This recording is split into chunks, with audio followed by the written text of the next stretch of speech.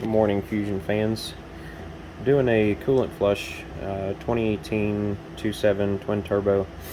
Not seen a lot of videos on this online. I think I saw one, but anyway, so this originally came with the Ford Motorcraft orange coolant in the system.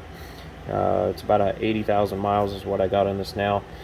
Ford's new answer is the yellow P-Oat, which is these are already pre-diluted. You can get it both ways. You can get it concentrated or pre-diluted.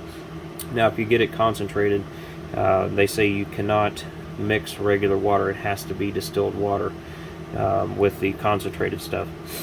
So apparently the minerals and calcium, everything else in our drinking water is enough to react to the stuff and make it go bad. So only use diluted water if you get the concentrated version of this, but obviously pre-diluted, if they have it available, get that. There's no worries. Now, according to everybody I've talked to, read about, seen videos on, even the Macaloco guy on YouTube, which I follow every now and then, Ford is saying that you can mix this yellow with the orange without any issues. You can use the yellow to top off your system. You don't have to completely flush the system out with the old orange coolant. You can mix this. So if you do a coolant flush or a coolant drain on your Fusion, if you don't get out all of the orange, it's not a problem. As I'm learning on this system here, I'm not able to get all of it out. So I'm going to do this once and then wait about 10,000 miles, do it again, probably do it 2 or 3 times just to make sure I get all the orange out eventually, but mixing it doesn't present any issues whatsoever. So let me show you what I've done here. Got the cap off over there. I got the vehicle jacked up. You're going to take off, if you can see it over there, you're going to take off the rear skid undershield and then the front undershield that attaches to the bumper. Let's go underneath here and I'm going to show you this real quick. So this is how much I've gotten out of here so far. That is 4 liters, basically almost a gallon of what I've gotten out of this system. And I didn't want to play with the petcock too much on this radiator, because if I have to get the radiator out, let's just not even talk about it. Anyways, I made a tool. I just took a socket and a standard or flathead bit to get in here to undo the petcock, and I'll show you why.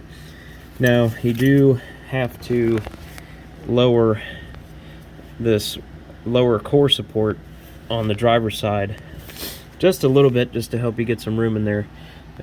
Get in here. There's 2 bolts. There's one here. There's one here.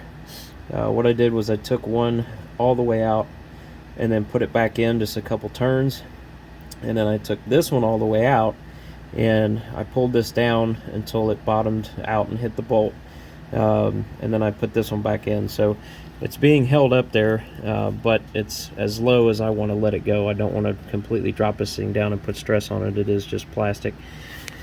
But anyways, let's get in here. Hang tight with me, guys. I gotta reposition here. Okay, so there's your petcock. If I can get the camera to focus. I'm just using a washer fluid rubber hose connected to the drain on the petcock, and then my tool. All right, hang tight with me. I'm gonna see if I can get that flashlight to balance. There we go. Okay, so obviously there's a flat spot inside the petcock. So my tool, turn it sideways, and I can go straight in and turn, or basically loosen or tighten that petcock. Made it so much easier than trying to cram my fingers up in there. But I didn't pull the petcock all the way out. I just loosened it up all the way. Came out maybe a little more than a 1/4 inch. And then what I did was I put my Mighty Vac vacuum at the end of this hose and just let it eat, and just let it keep sucking and sucking and sucking. I did lower the vehicle down and let it sit level for a while. I did raise the passenger side up and let it keep sucking, so that way all the fluid would flow down to this side of the radiator. and get as much out as I could. So right now, with the petcock open and the suction's off right now because it's too loud, that's about as much as I've gotten out of the system. So like I said, again, I'm going to fill this back up with the yellow.